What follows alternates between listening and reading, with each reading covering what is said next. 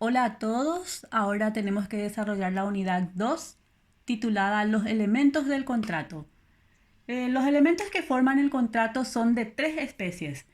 Tenemos los elementos esenciales, elementos naturales y elementos accidentales. Primeramente vamos a estudiar los elementos esenciales, que son aquellos imprescindibles. Su nombre ya lo indica. Si no existe o si falta alguno de ellos, el contrato es nulo. Nuestro Código Civil, en su artículo 673, estipula esto y dice que si no hay consentimiento, si no hay objeto y no hay forma, el contrato, como dije, es nulo. Así, por ejemplo, en un contrato de compraventa serían elementos esenciales el precio, objeto de la obligación del comprador, y la entrega de la cosa vendida, objeto de la obligación del vendedor. Es decir, yo, comprador, tengo la obligación de pagarte a vos, vendedor, por el objeto que me estás vendiendo. Y ese es un elemento esencial en la celebración de un contrato de compra-venta, es decir, pagar el precio. Pasamos ahora a citar lo que dice la doctrina. Cuando habla de elementos esenciales, la doctrina dice que son esenciales en la celebración de un contrato el consentimiento, el objeto, la forma, la capacidad y la causa. Pero como yo les dije en nuestro artículo 673, nuestro Código Civil exige como requisito o elementos esenciales solo a tres de ellos, y esos tres son el consentimiento, el objeto y la forma. Es decir, para celebrar un contrato, sea cual fuere, nuestro Código Civil exige como requisito indispensable o fundamental, imprescindible, estos tres que acabo de mencionar y que tienen acá en pantalla.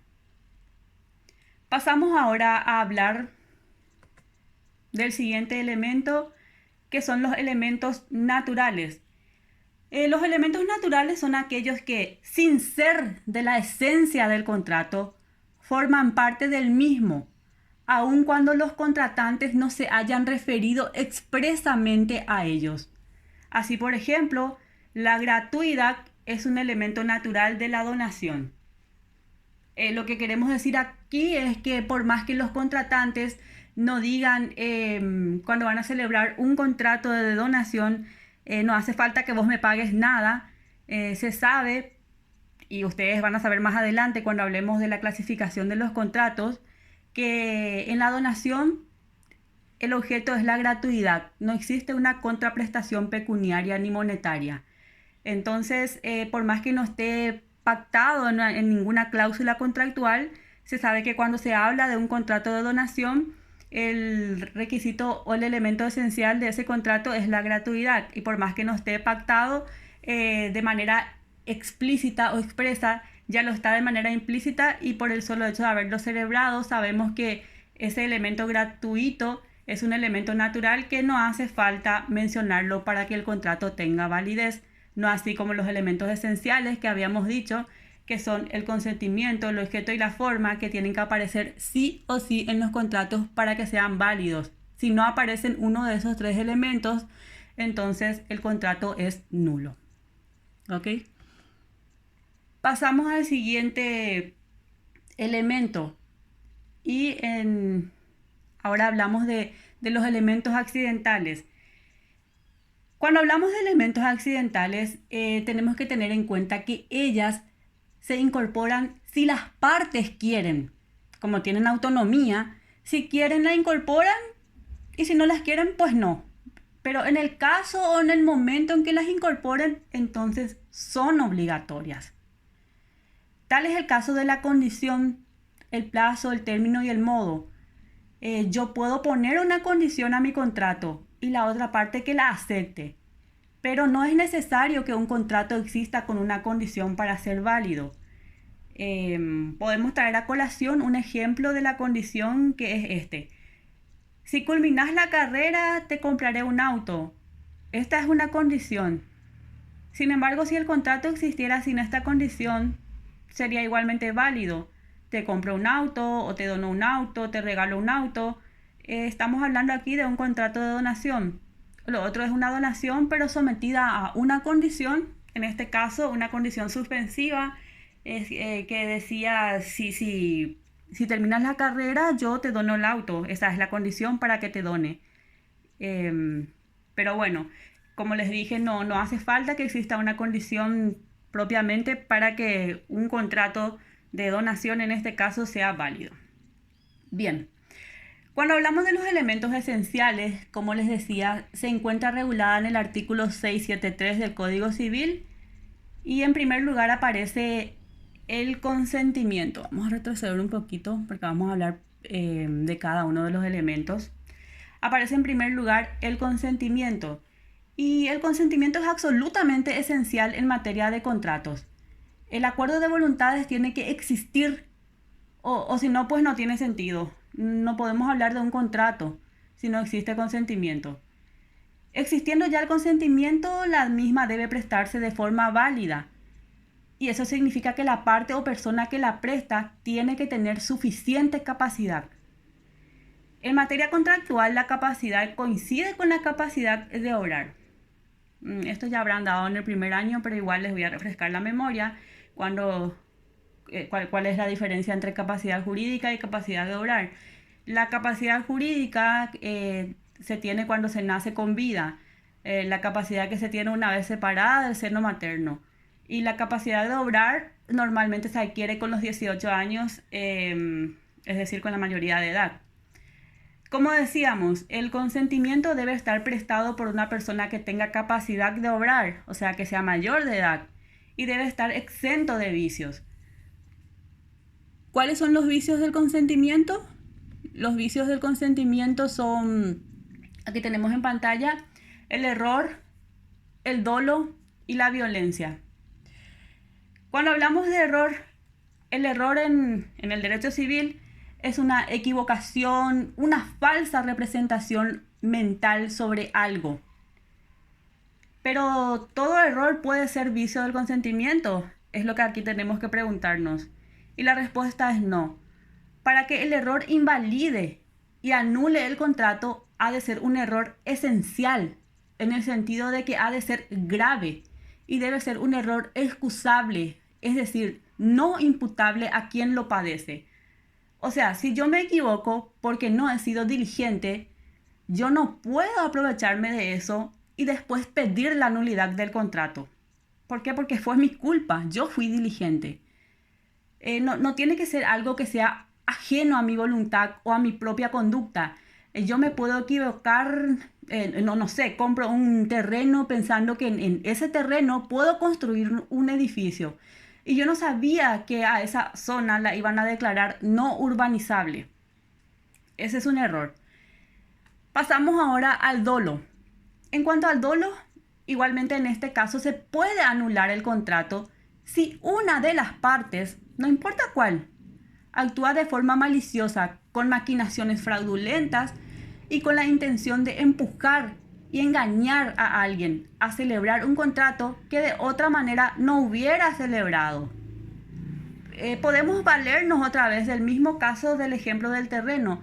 Podríamos utilizar aquí diciendo que el vendedor sabía que el comprador quería el terreno para construir edificios y él mismo manejaba la información de que la misma sería declarada zona no urbanizable.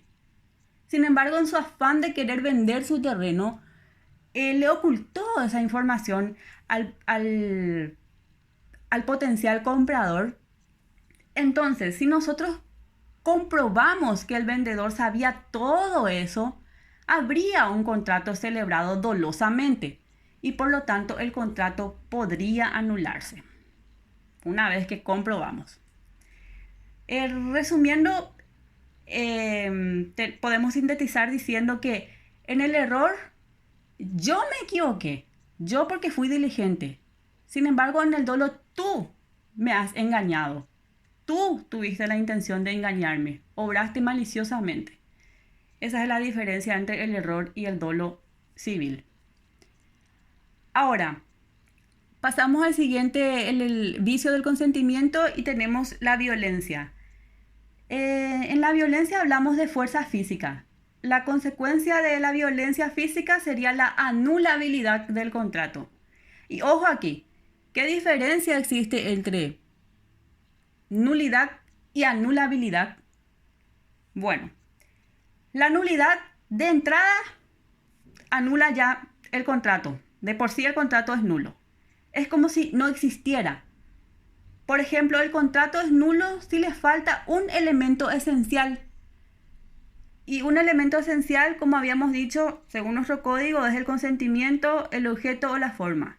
Si uno de esos elementos le falta a nuestro contrato, ya de entrada es nulo. No hay nada que hacer.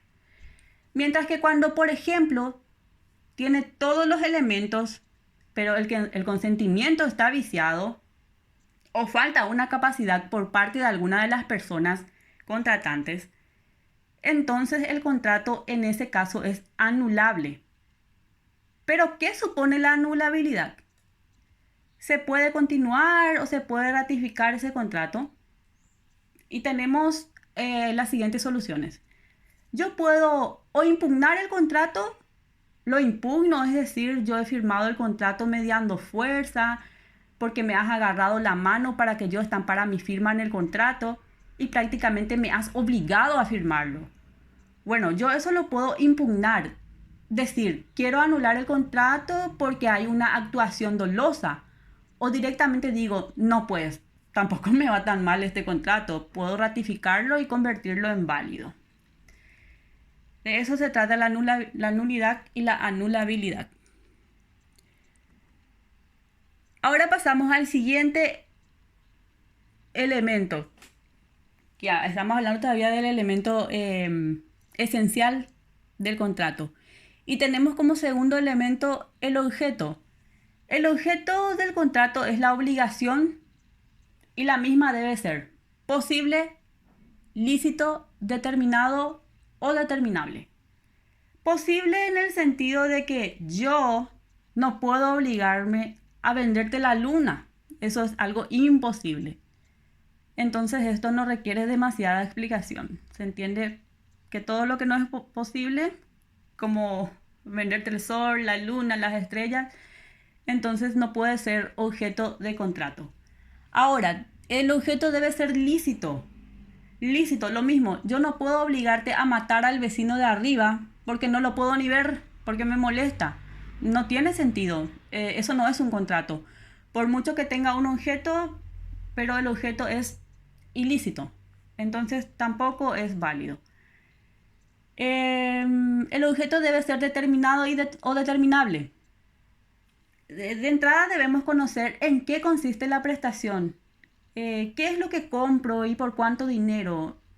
Y si no, pues que sea determinable, en el sentido de que si yo no sé cuánto es lo que cuesta lo que estoy comprando, si yo ahora mismo tengo que entregarte una suma estimativa, tenemos que dejar por lo menos medio establecido.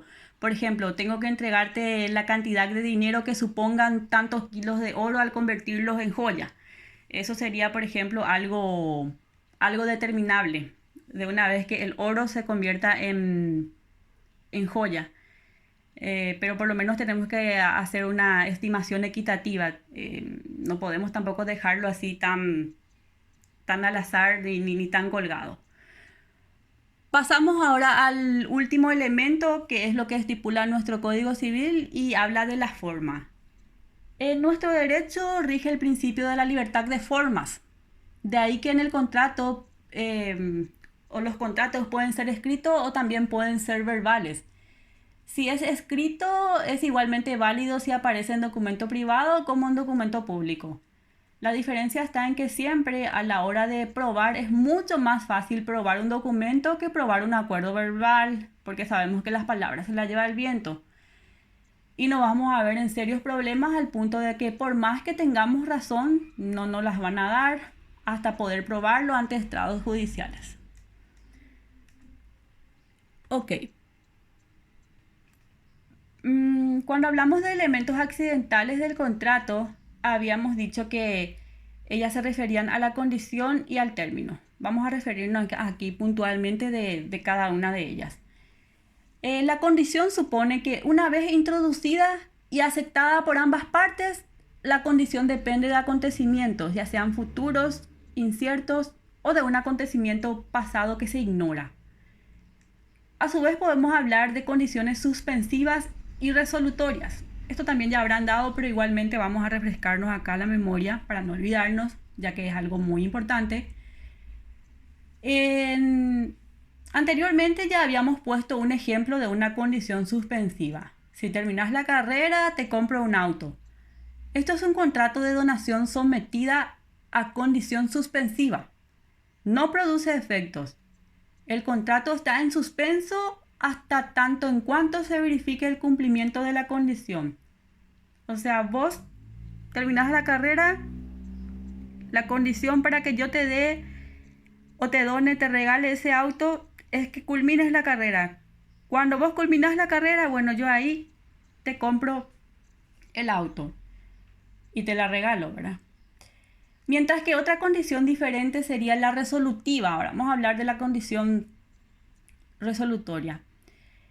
Por ejemplo, podría ser, te dejo mi casa, pero si ganas la lotería me la devuelves. En este caso el contrato tiene efecto. Es un contrato de préstamo, pero si te toca la lotería me la devuelves. Resuelve el contrato la condición, opera de manera diferente. ¿Ok? Pasamos ahora al siguiente tema y es el término. El término hace referencia al plazo. También el plazo es algo futuro, pero cierto, no es incierto.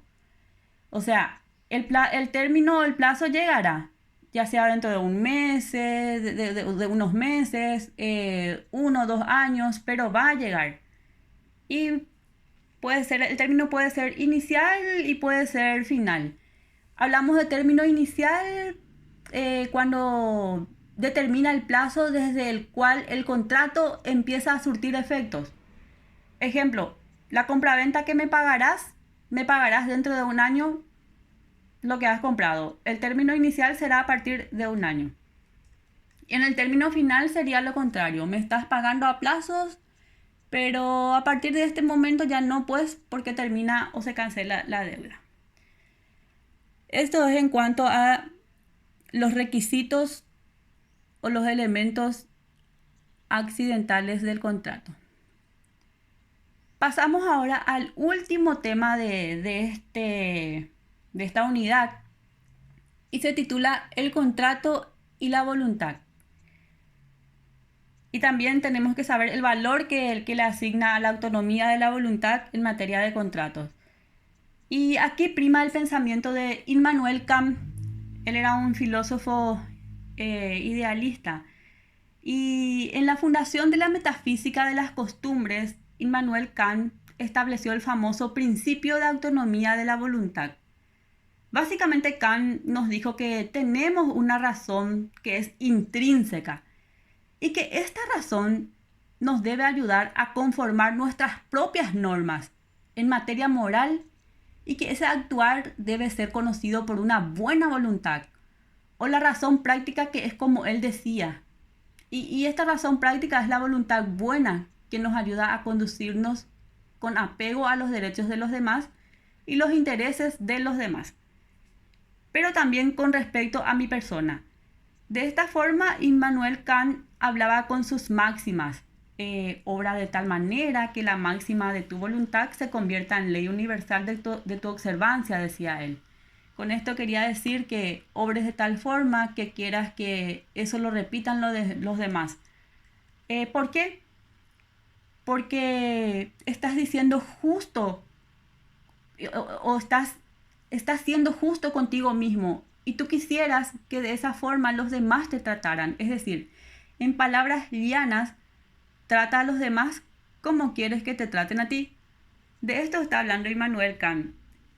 Y después eso se impregnó en el Código francés y nosotros lo copiamos en el artículo 715 de nuestro Código Civil, donde se establece el famoso principio de la autonomía de la voluntad, que en materia contractual se simplifica diciendo que las partes pueden contratar lo que sea, siempre y cuando no vayan contra el orden público, la moral, las buenas costumbres, ni afecten los derechos de tercero. Esto implica que para las partes lo pactado es ley y que tienen esa categoría de universal observancia. Es decir, lo que nosotros pactamos en un contrato, ya sea una condición, un término, cuando hacemos eso, es lo que estamos haciendo, o lo que estamos haciendo es autolegislarnos. Ese es el principio de la autonomía de la voluntad. Es la capacidad de autolegislación de las partes. Valga decir, las partes crean sus propias normas. Y con esto culminamos el último ítem de nuestra unidad 2. Y bueno, volveremos después con la unidad 3, esperando que haya sido provechosa la clase. Y bueno, hasta luego.